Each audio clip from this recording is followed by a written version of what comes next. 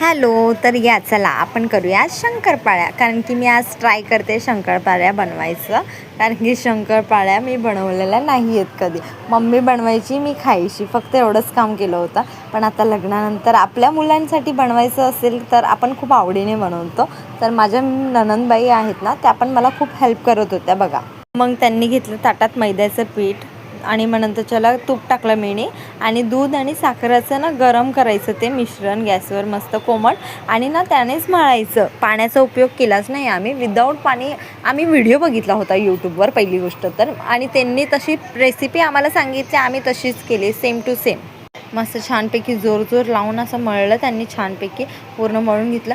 पण एक फॉल्ट झालं होतं, काय झालं होतं काय माहिती नाही, ते ना पूर्ण ना एकदम कडक झालं होतं पीठ आमच्याकडनं. पूर्ण अशी वाट लागली होती माझ्या पिठाची. तरी पण आम्ही ना असं ठोकून त्याला ना एकदम पातळ केलं. पण छान झाल्या आमच्या करंजा. ही रेसिपी ट्राय करा तुम्ही, बघा यूट्यूबला मस्तपैकी रेसिपी दाखवत आहेत. मग मी ते लाटल्या वगैरे छान अशा शंकरपाळ्या, आणि त्यांनी ना कटिंग केल्या डिझाईनमध्ये. ते चमचा असतो ना, त्यांनी कटिंग करत गेल्या छानपैकी आणि त्यांनीच तळल्या. मी तर तळायचं पण काम नाही केलं, कारण की तळायचं पण मला खूप जीवावर आलं होतं.